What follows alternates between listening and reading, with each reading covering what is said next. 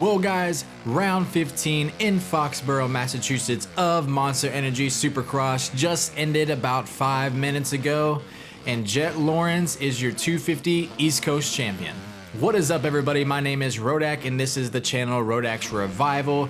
I am here just to give you guys a little bit of a race recap through my eyes, through my lens. I pretty much like to break down the main event in the way that I saw it, and yeah, that's really about it. We had a lot of storylines coming into today. We had Jett Lawrence trying to go for that 250 championship.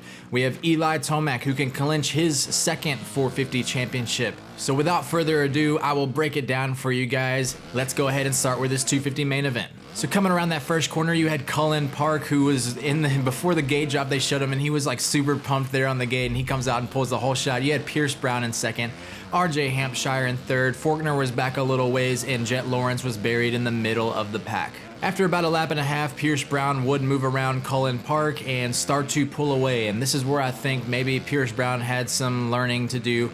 I do believe that he wasted a lot of his energy in the early parts of that main event, so when it got to kind of that middle part to the latter stages of the race, I do believe he might have been a little tired, because boy did he put on a charge. By the time RJ Hampshire moved into second place, Pierce Brown had already built up like a 4.9 second lead. He was just absolutely moving on those first few laps. So coming through in the middle of the race, you had Pierce Brown still leading. RJ Hampshire was back there at about 3 or 4 seconds. You had Austin Faulkner, who had then moved up to third, and Jett Lawrence, who was in fourth. Now, if this wasn't a championship clinching round, I do believe Jett would have got around Austin Faulkner a lot earlier than he did, but he was playing it conservative. He was kind of sitting behind him, and he sat behind him for maybe 6 or 7 laps before he tried to make a move. Got the pass made after the whoop section for maybe about a half a second, and then by the time they were coming out of the corner, Austin had got it back, so Jett had to regroup, and then they ended up getting caught up by some lappers, and Jett dropped back a little bit. But all while this was happening, you had RJ Hampshire, who had caught Pierce Brown. Like I said, I do believe Pierce used all of his energy, or most of his energy,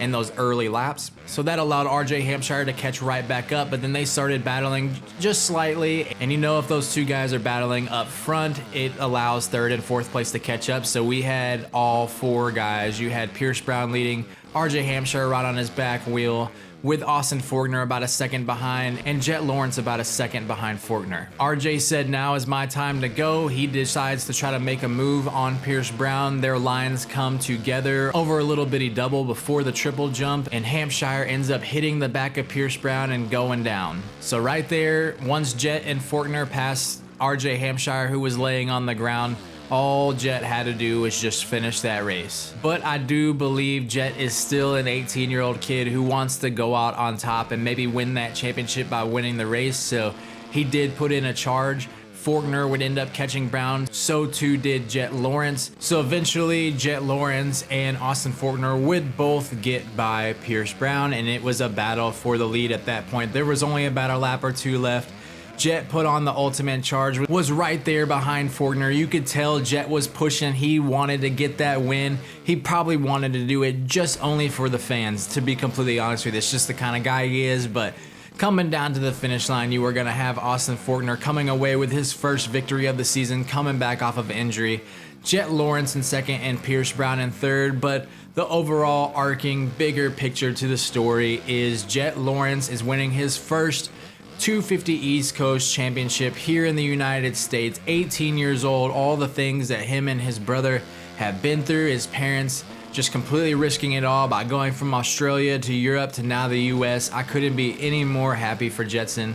It is just an awesome moment to see him up there on the podium and look like he had a little bit of tears in his eyes, and you could just tell like he had worked his whole life for this, and it was just awesome to see Jett finally get that first championship, of which will probably be many to come, because the kid is absolutely unbelievable on a bike. Again, one more time for your podium breakdown, you had Austin Faulkner in first, Jett Lawrence in second, and Pierce Brown coming through in third. But the overall big story of the night is Jett Lawrence is your 2022 East Coast champion. Let's go ahead and talk about this 450 class. So it was finally one of those races that we had been waiting on all year. You had Cooper Webb with the whole shot, Eli following right behind in second, with Jason Anderson in third, and Chase Sexton in fourth, and Moose Gann in fifth, and Malcolm Stewart in sixth.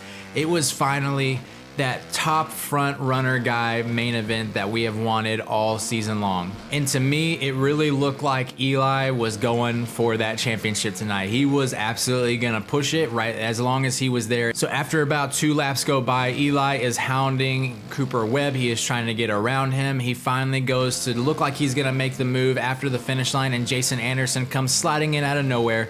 No contact made, but Eli has to protect his points lead. He wants to take that championship, look bigger picture, and in the act of avoiding by potentially even being taken out by Jason Anderson, he ends up stalling his bike. Eli would then drop back to 6th place behind Malcolm Stewart in 5th, but even after he stalled it, it looked like he was still gonna press for about 5 minutes there. He kept it within 4 seconds of Anderson sitting back there in 5th, but once they started catching lap traffic, which was pretty early on this track because those rhythm sections were absolutely gnarly, once he started catching that lap traffic, he really backed it off and went into conservative mode. Cooper was unable to hold on to the lead. Jason Anderson would get by, then Chase Sexton, then Marvin Musquin, and Malcolm Stewart, and Justin Barcia. And Cooper Webb would drop back even behind Tomac at one point, and it just looked like once Cooper got in that lead, it didn't look like he felt comfortable on that bike this weekend, and he ended up dropping pretty considerably. So then you have the 2 fastest guys of the day. You had Jason Anderson and Chase Sexton right there in 1st and 2nd. And to be honest with you, that all the fireworks of the race were in the beginning of the race with that first 4 to 5 laps. After that, Chase Sexton and Jason Anderson would kind of yo-yo a bit as far as how far they were away from each other and whatnot, but it really never got under a second, and it never got higher than about 2.5 seconds. And that's really how they stayed to the end of the race. Marvin Musquin was kind of back there in no man's land in 3rd, where he really wasn't in the lead, but he also didn't have anybody battling from him from behind. You had Malcolm Stewart, who's coming through with a great strong ride this week in 4th place. And in 5th place, you had Justin Barcia, who actually ended up going down, being repassed by Eli Tomac and Cooper Webb, and then getting back up and passing them again. Like I said, Cooper Webb coming through in 6th and Eli Tomac coming through in 7th.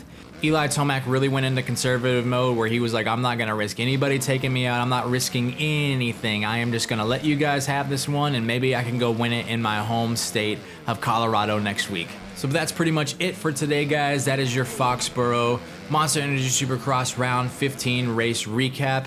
If you guys have anything that you want to contribute to the season, go ahead and leave it down in the comments. Anything you want to say, what your opinions are, anything like that. Breaking down the 450 podium one more time, you had Jason Anderson with your win, Chase Sexton in 2nd, and Marvin Musquin coming through in a 3rd, which has been very impressive. He is really riding for some sort of contract next year with 4 podiums in the last 5 races. But with that being said, guys, does Eli Tomac get the championship done in Denver? Leave your opinions in the comments, and I will see you guys in the next video. Peace.